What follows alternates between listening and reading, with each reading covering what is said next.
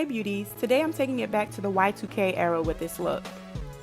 I had the show one-on-one in mind when I created it, and I had so much fun, so let me show you the process. As usual, I start with fully blown out hair. I already have the front section off where my messy bantu knots will be, and I know the part isn't perfect, but you won't be able to see it, and nothing in this video is perfect because that's the whole point of the messy look. I start with braiding the back into one big braid, and of course I can braid better than this, but this will be covered, so I didn't really care to be too meticulous about it. I just needed it to lay pretty flat so that I could put my straight clip-ins over it later, and then I move on to the front. Now the front triangle sections may seem easy to do, but you don't want to underestimate them. It takes a little strategy. So I start by carefully parting off the first section into my first triangle by just creating a diagonal part. I then add a rubber band to secure it, and this sets the tone for the rest of the style because I'm establishing what size I want the bantu knots to be. But it's not over yet because the next part is the most important part. This is when you want to map out how all of your bantu knots will lay on your scalp. You don't want to begin adding rubber bands quite yet because I've done that in the past and found that my sections didn't come out the same size, or they didn't quite match on each side. So in this important step, you just want to do all of your parting, not necessarily focusing on the neatness of the parts yet. You're just adding the diagonal parts so that you get a good idea of how the bantu knots are going to look.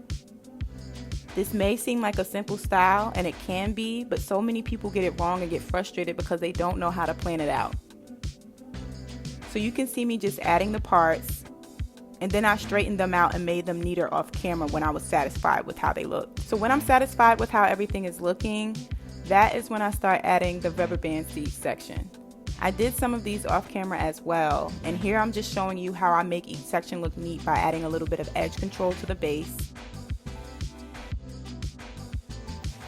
and then twisting the section into a coil and then adding the rubber band.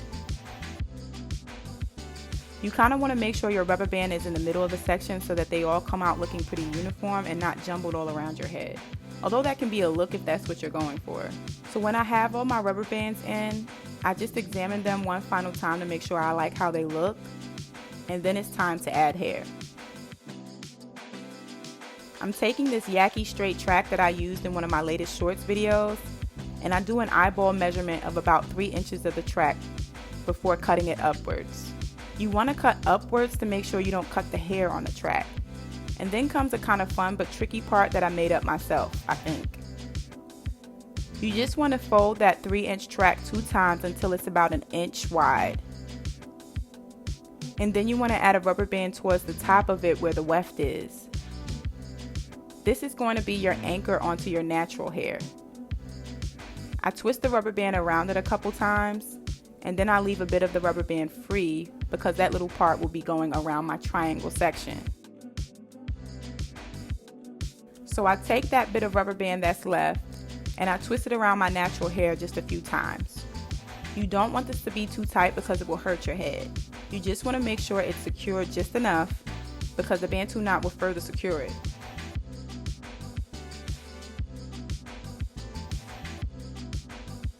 And then I add some edge control to my natural hair to smooth it out, and finally start wrapping my natural hair into a bantu knot around the track hair.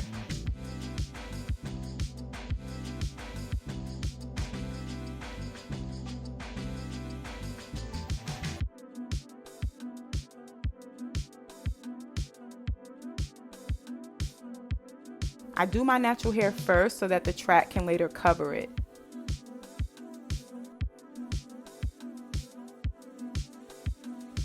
And when I have my natural hair bantu knot, I then wrap the track hair around it. You don't have to worry about it being extra neat because these knots are supposed to be a little messy in a chic way. You just want to play around with it.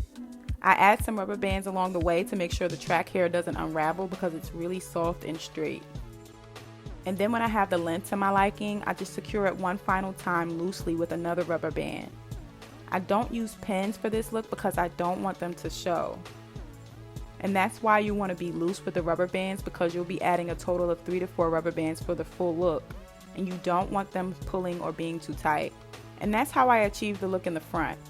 As you can see here, I did the rest of them off camera, and I saved the last one for my short form video.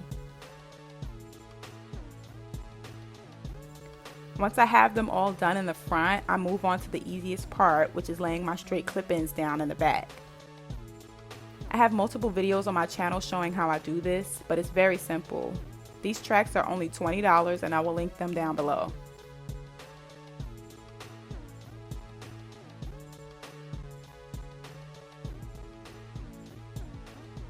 And that's the style. I wanted to play a little more with the messy buns in the front, but it was 4 a.m. in the morning by the time I got to this point and I was super sleepy. But I think it came out decent for my first shot at this type of look. What do you think? All in all, I like this for my first time and it's really affordable. I think the whole look would cost about $27 to achieve. And I'm all about showing you creative and affordable ways to spice up your look. Like this video and subscribe for weekly hair videos.